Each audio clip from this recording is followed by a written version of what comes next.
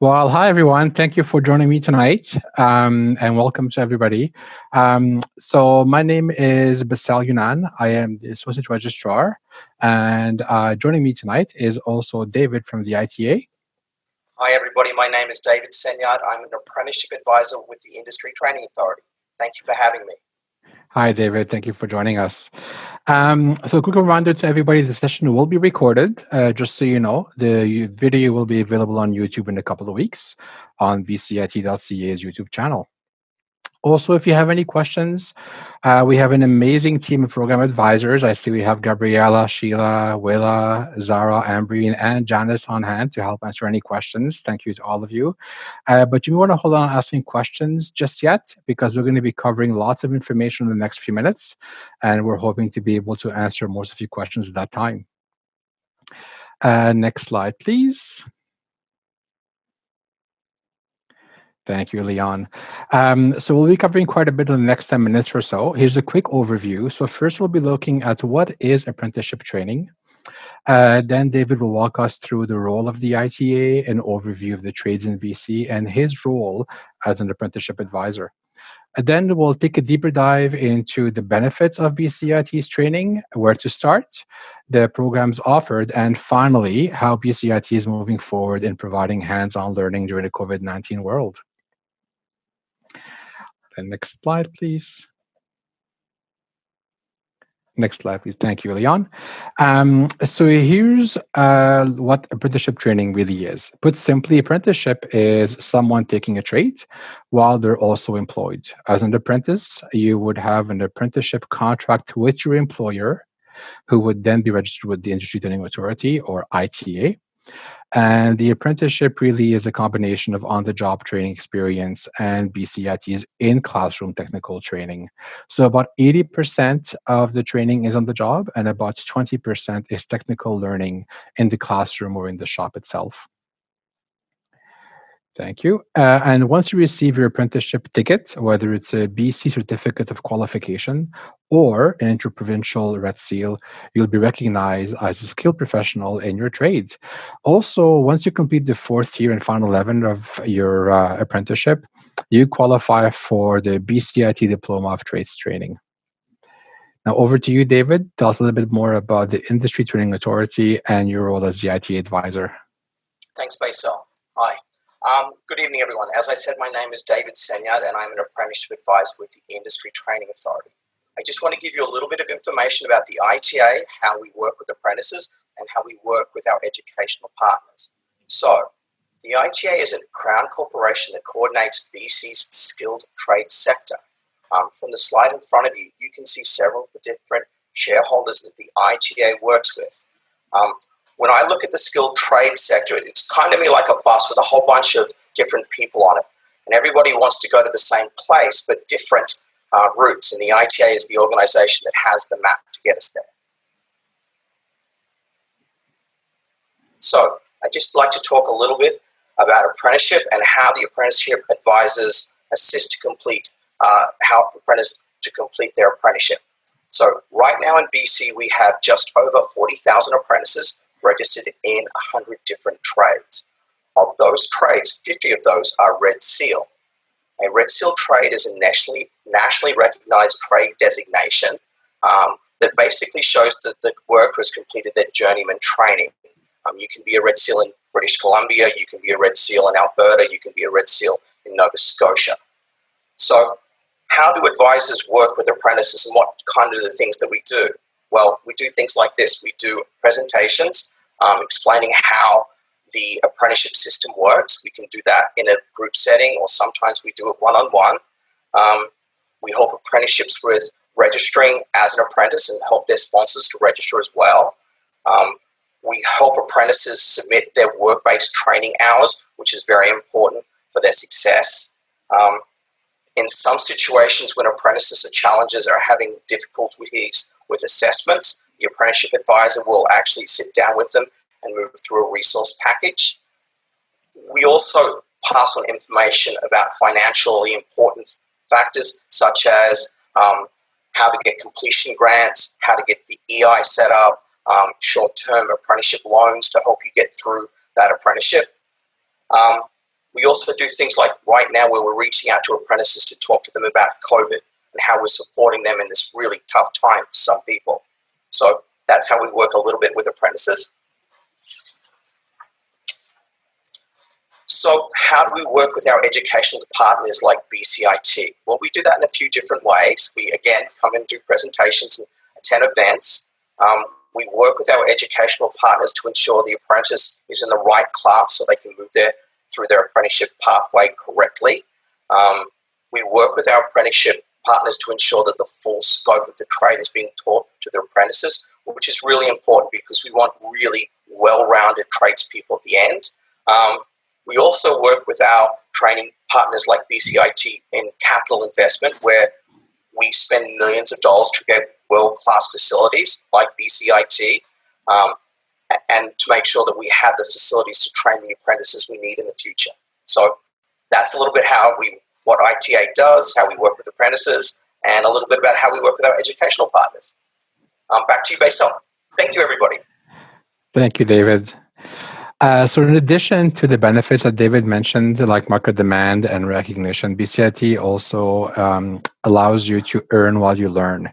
Since 80% of your training is on the job, and most apprentices are eligible for employment insurance benefits when they're working. Also, we have world-class instructors that are all certified journey persons with experience in the field, and we have small class sizes, which means that you'll receive individualized support and attention from your instructor. So BCIT offers 3 ways to begin your apprenticeship training. And so let's go over those 3 ways right now. So if you're already working in the trades, the traditional way is to attend technical training while continuing to work full-time for your employer. So this is done by registering as an apprentice with the ITA. And so an example, as a welder, you would come to BCIT for technical training about 10 weeks per year over 3 to 4 years, completing a different level of training each year. And then when you're not at BCIT attending technical training, you would be working on your practical skills with your employer. So really maximize your time there. If you're not already working, we're also offer a couple options. So here's one of them. You can start by taking a foundation program. This is a popular option for our students coming straight from high school. The foundation program are usually 13 weeks to 10 months in length. And the foundation programs will allow you to enter the workforce right away as soon as you complete the foundation program. But also really nice bonus is that once you finish your foundation program, you can start working full-time, and you can also start your apprenticeship training directly at level 2 or at level 3. Another way is to also start your apprenticeship training with a BCIT diploma with the cooperative education or co-op component, we call it. And depending on the diploma program, you can, once you complete, enter directly into level 2, 3, or even 4 of the apprenticeship training. So lots of different ways to enter the program. Let's go on to the next slide, please. Thank you. So by now you're probably wondering, okay, so what are some of the programs available for apprenticeship programs at BCIT? So as number 1 training provider in BC, we offer the most trade training programs anywhere else in BC. Our programs span over different areas like electrical, electronics, mechanical, construction, and transportation. So here's kind of an overview of all the programs, quite a bit of information to take in on that slide. And maybe we'll look at the chat to see if there's any burning questions to answer. It looks like our program advisor are answering most of the questions already online, which is great. One question that often comes up is, what do I get paid while I'm at school if I'm doing a trades program, an apprenticeship program? And so the answer is yes, most students are eligible for employment insurance benefits while they're completing their apprenticeship program. And also, in addition to that, BCIT offers several other options like interest-free apprenticeship loans and incentive grants for up to $4,000 in incentive grants. So that's really, really positive way to be able to support our apprenticeship students. Another question we often get is how to register for apprenticeship training. So it's quite simple. You or your employer would contact the ITA to register you as an apprentice. And then once you have your ITA number, you can call us to register over the phone, or you can do it online, whatever's easiest for you.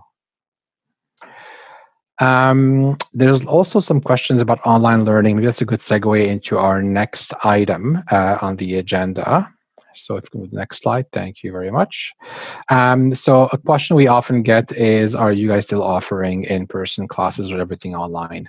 So we are offering almost all the apprenticeship programs in what we call a blended format. So what that means is that you're going to be doing some learning online from home on the computer, and then you'll be brought into the shop for safe hands-on learning for the rest of the learning component.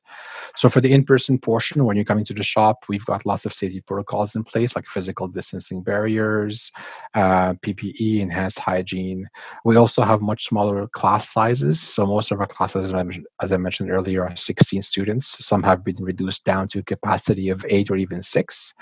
And also we have dedicated tools and equipment for the students, so there's no more sharing of those tools.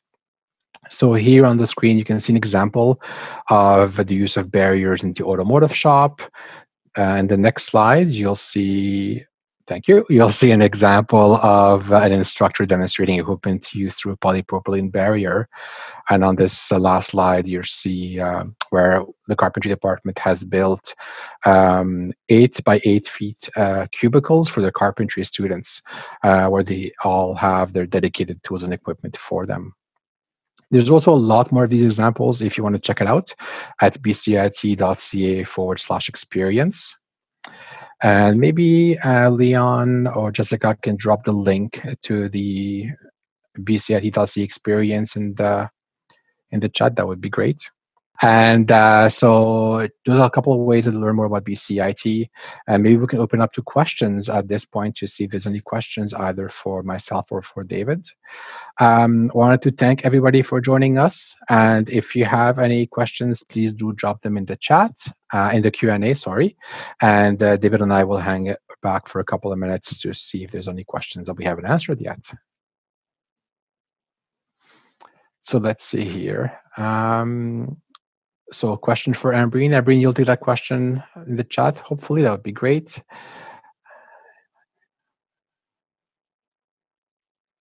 So we have a question here from an attendee. I'm in grade 12 right now. When should I apply for the heavy mechanical trades program? So if it's for the apprenticeship program, you are able to apply to the foundation program, and you can apply right now. We have opened applications on October 1st. For the trades, it's a rolling application system. So as long as you apply, if there is space, we assess your application and we provide acceptance.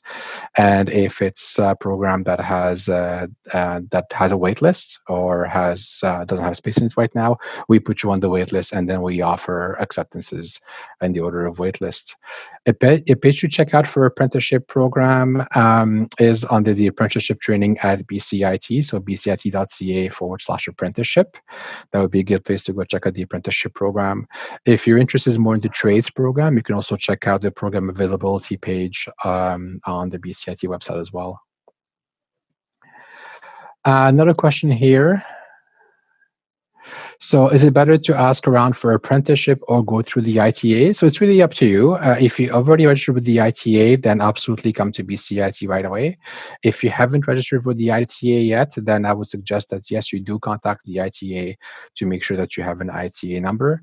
BCIT will require you to have an ITA number to be able to register for apprenticeship and apprentice programs. Okay, here's a question. With blended learning, so thank you, Melissa, for the question. With blended learning, will it be a day-to-day for in-class online learning, or designated weeks would be online in-class? Asking is out of town. So great question, Melissa. Thank you for that. So it depends on the program. So for some program, what they're doing is they're bringing people in for example, 3 days of the week, and then 2 days are going to be online.